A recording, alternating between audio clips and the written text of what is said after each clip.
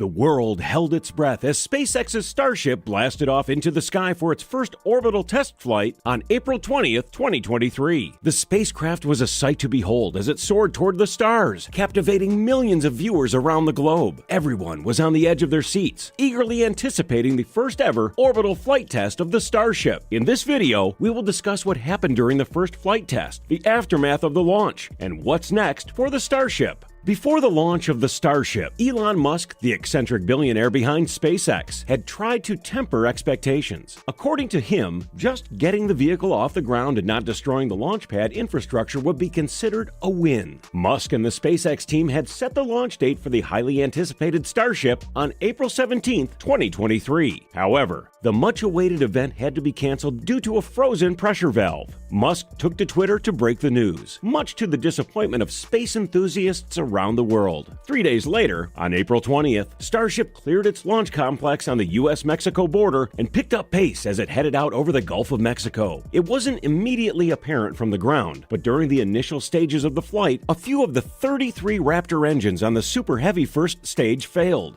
As the flight progressed, additional engines also failed, with up to 8 appearing to have gone out by the time the rocket reached an altitude just shy of 25 miles, 40 kilometers. Even with a few engines out of 33 Raptors, the Starship managed to hold its thrust and continue to gain altitude. Those Raptors got some serious rocket power. 4 minutes into the flight, Starship began to lose altitude. Then a large explosion ripped across the sky, resulting from the computers triggering the vehicle's flight termination system before the planned rocket stage separation, something which SpaceX termed a rapid unscheduled disassembly. After the rocket's explosion, SpaceX released a statement saying, "With a test like this, success comes from what we learn, and we learned a tremendous amount about the vehicle and ground systems today that will help us improve on future flights of Starship." After the explosion of the Starship, Musk, in a tweet, called it an exciting test launch of Starship. Learned a lot for the next test launch in a few months. Following the test flight, the internet was ablaze with reactions. Many individuals were ready to condemn Elon Musk and his rocket company due to some controversial comments and actions from Musk in recent times. For these individuals, this failure was a perfect opportunity to voice their dislike for Musk and his company. They questioned the intelligence of the engineers for celebrating what seemed like a spectacular failure. This reaction is understandable, especially for those who view NASA as a model for space agencies that cannot afford to fail, since failures on NASA's part often involve the loss of human life or expensive satellites. Therefore, government explosions are considered disastrous. However, this was not the case in this instance. For those with knowledge of the launch industry and the iterative design process, the fact that the Super Heavy rocket and Starship upper stage successfully launched was a significant achievement. Why? Because one could sit in meetings for ages and discuss everything that could go wrong with such a colossal-sized rocket with an unprecedented number of first-stage engines. Alternatively, the rocket could be configured in a good enough manner and then flown.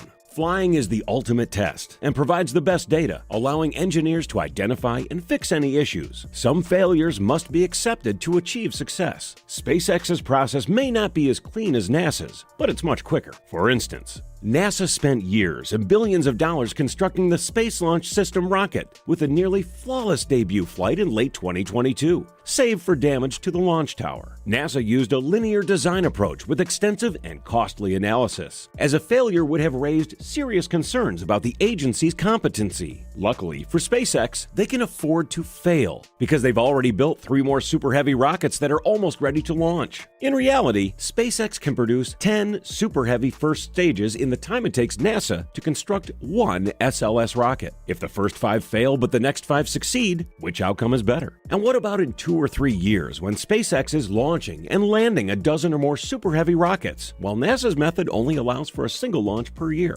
Therefore, SpaceX's rocket may have exploded on Thursday, but they will learn from it and get back in the air, perhaps as early as this fall or winter. Before long, they will be launching frequently. While the recent flight test by SpaceX has demonstrated success in launching the Super Heavy rocket and Starship upper stage, there are still concerns that must be addressed. Specifically, SpaceX needs to continue working on improving the reliability of the Raptor rocket engines, which power both the Super Heavy and Starship. The company has already gained significant data on engine performance and can manufacture them rapidly, which should facilitate progress on this front. However, another concern is the ground infrastructure, which experienced issues with the propellant farm and a large crater beneath the orbital launch mount. SpaceX will need to address these concerns by deciding whether to construct a flame trench or upgrade the water deluge system. Solving these problems, particularly with the ground systems, will likely be the most significant hurdle before the next test flight of Starship. On the bright side, there were no injuries during the test, and NASA, one of the company's biggest customers, expressed satisfaction with the test.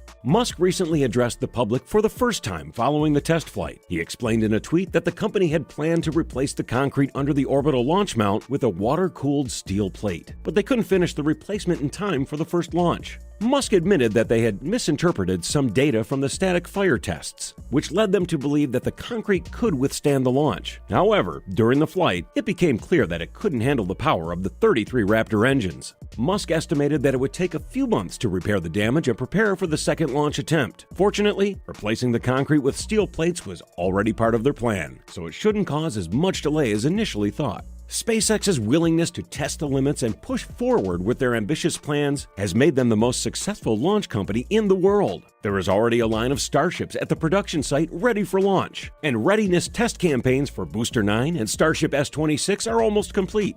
As soon as the launch pad is ready, both of them will be rolled out with all the data collected from the first launch attempt, making them even more prepared to succeed this time around. SpaceX remains determined to achieve their goals. If they can get this launch pad ready in about 4 to 6 months, it will be a testament to their capabilities. Elon Musk has stated on Twitter that, "Looks like we can be ready to launch again in 1 to 2 months." Let's see if that happens, as we all know Musk and SpaceX haven't really hit bullseye with all previous time predictions. Once SpaceX resolves their challenges with the Starship rocket, they will have the world's largest and fully reusable rocket. This will undoubtedly have a profound impact on humanity's relationship with space, enabling greater access to it than ever before. However, there is also the potential for increased space debris, which could have negative consequences. Only time will tell what the ultimate impact of this technological achievement will be.